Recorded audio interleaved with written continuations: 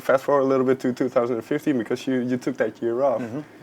When you quote unquote try to escape from the band for a while, do you still see each other? And I know Simon went to LA for a bit, but yeah, we've still gone play golf. Still play golf, and it was a year off from touring. Okay. It wasn't a year off as in let's just kick back and do nothing. Okay. Like, we were in the practice room a lot and trying to get the next album together. So we did see a lot of each other. We're not itching to hang out as soon as we get home because for obvious reasons we've been in each other's faces for every day. But maybe a couple of weeks ago past and definitely pick up the phone and try and meet up and do something, you know, if it's practice or whether it's something like golf. Yeah, it does sound to a lot of people that we had a year off, which isn't really the truth. We didn't do shows, people didn't see from us, but excuse me, we had a difficult start to the year after touring so hard on Opposites and a few personal tragedies, you might say. But we were back into the practice room before long, 3 or 4 days a week, and Simon disappeared to LA for a little while, and I think that was the catalyst for the change of mentality, the change of outlook. Making a record for us, fuck everyone else. They're not in this band, you know, and there was a lot of people trying to, I mean, Simon being the songwriter, a lot of people in his ear trying to tell him what to do, and only for their benefit, not for ours, you know, not so we could do better. And I think we had to have that time just to process it all and to get the hunger. Yeah, is that difficult to keep that mentality when success comes and then album after album you get bigger, and then is it difficult to keep that mentality of just doing it for yourself? I think it was at first. Yeah, I think it's definitely hard with like James says, with people in your ear all the time trying to give advice, you know, and it doesn't always sound like what it maybe sounds like it's coming from the right place, and it'd be quite easy to take that all on board and be like, yeah, we should listen to you guys, and that must be so hard for Simon getting from so many different angles, and maybe we need to sometimes realise it's like, you know, let's all shake each other and go, this is just our band, you know, it's just us three, and imagine we're still teenagers, and yeah, to keep that kind of sense of innocence is difficult, but I think we did manage to crack it. When it's just the three of us, it feels really simple, it feels easy, you feel much more it's us against the world, and it's a selfish pursuit being in a band in a way. You should, I believe, be a little selfish. Sure. And then I believe Simon spoke about this, about having some difficulties writing early on in the year. So when did you kind of recapture this innocence and this feeling that you could go again? I think for us it was probably receiving a very, very rough, very sparse phone memo demo that Simon did of Rearranged. It was just a piano melody. And we were like, whoa, it just hit us. We were like, that is amazing. That is really good. And it just felt like we kind of got, I mean, we had the bones of other songs. Wheels of Winter was definitely around at that point, but it was at that point it felt like we had got the wind in our sails, and okay, right, we're moving here. We've really got something. The confidence started to build, and the songs that we've been working on, maybe suddenly you start to feel more confidence in those songs. So I would say, I mean, I'm not sure what month that might have been, April, May, around about that time, but it was, I think it was really with receiving that phone message that we felt, fuck, we're onto something. Yeah, it was, and that kind of almost answers one of your other questions about what's a good song.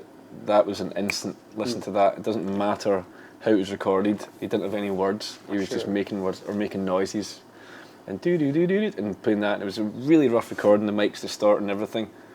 And I had one listen to that, and I was like, that's amazing. And a good song should be amazing then, and then it's still, you know, it shouldn't obviously tail off, and it should still be amazing. And for me, that's one of the best songs Simon's ever written. With Rearranged, and you mentioned you could feel the power of the song in that demo. Yeah. Is it then a difficult process to flesh it out and to make it? Yeah, it is, because you know you've got a great song, you want to do it justice, but it's all about how you're going to present that song. Now, what style should that song be? That song could have been like a rock ballad. It could have been lots of things. It could have been very easy to get a fucking string section and that sort of thing. Just make it all soppy, but it was, you know, thanks to Simon's vision and also Rich Costy that we worked with, who was able to take us in that slightly different direction and really just fully realise that it's a pop song. That let's record it as a pop song, you know, and let's not be scared to do that and embrace some more modern techniques. And I'm really happy with how that turned out. I think it's really brave of a band like ours have had so many albums of crazy angular rock to record a song in a kind of R&B fashion with trap beats and stuff. I think with Friends and Enemies we did the same thing. We've been playing that song, and especially Ben and I, just looking back, we were kind of plodding along. Trying to get it just right. it sounded lazy. It just didn't really work until we got into the studio and just fucking scrap what we've done, and we've got the song here. We just need to present it in a different way. And I mean, it took a little bit of working to do that, but I think any record that's any good takes a little bit of work to get there, you know. And am I right in saying you did the recording in Scotland? No. Okay. We tend to get all the songs together in Scotland, Okay. or yeah, at least Simon writes in Scotland, and then we go to LA for sunshine and the can-do attitude. Because does it make a difference, the location where you're in, the environment that you're in when you're recording and Definitely. writing? I think so. When you're recording it, I don't think it has a bearing on your music so much, but definitely on your productivity and stuff. You know, I think It's like if it changes your mindset, then it does have an effect. I'm not sure what that effect is, because if you've written the stuff in Scotland, and it's an interesting question. I want to give you an answer so badly, but I'm not sure what the answer is. But it definitely it's much easier to get out of bed and feel positive and that sort of thing than if it's like the weather is here, and in Scotland it's raining, it's dark. That can be a little depressing. Sure. But then, because was it then important that the songs were written in Scotland because of you wanted to kind of recapture that I feeling? think so, but some of them were written in LA as well. Okay. Simon went over there, and so I don't. I think being from Scotland is a big input in who we are as people. So I mean that has has a knock-on reaction to how you write. So it is all connected. But I don't think you. I mean, you say you can take the man out of Scotland, but you can't. You know all that. You hear all that sort of shit, but. So I don't know. I'm not sidestepping your question. No, that's fine. I'm not sure of the answer. Finally then, because the album's released now, how do you look back on the process, on that creative process, and now with a bit of separation? I tend to forget all the sticky moments, all the difficult moments, and just remember the joy and the fun. I've got really strong memories of the joy of hanging out for 6 months in a house together, like the fucking monkeys.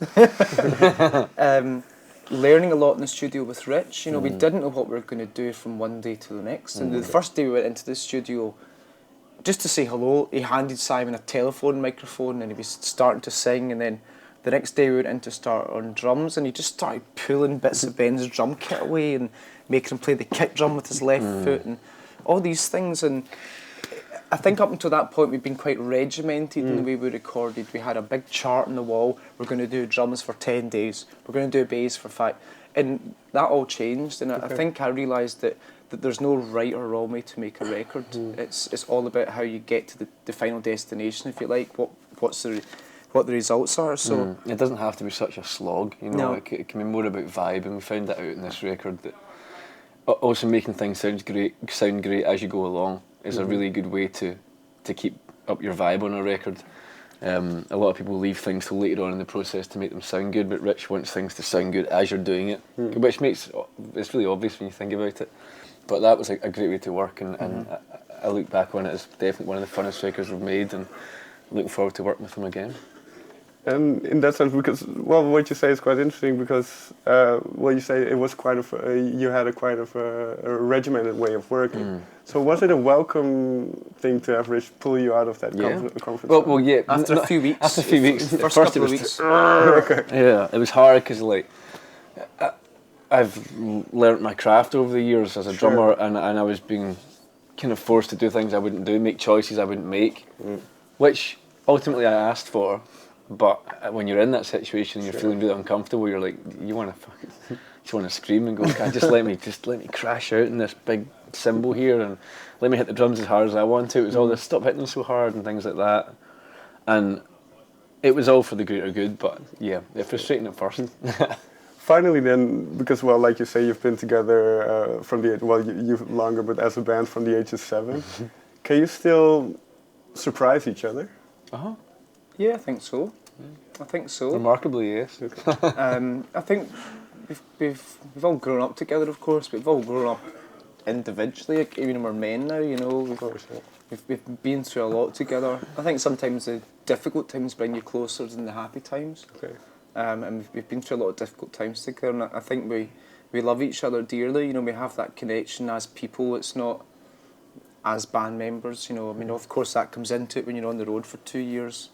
But you just got to remind yourself of where we started, I think, sometimes, and I think a lot of bands can lose sight of that and lose appreciation for where they are. You know, we're here in fucking Holland playing to 2,000 people. That's mega. Yeah. 2,500 people. Hey, don't sell us short, man. You know, and that's still fantastic. I still think about when we were 16 and playing to 40 people in our local pub and thinking, yeah, and that hasn't changed. So I think sometimes you just need to be reminded of that, so you don't disappear up your own arse. Yeah. Although I'm already halfway there. All right, I think that's a good ending. So thank you very much for your time. Thank you, man. Thanks. Thank you.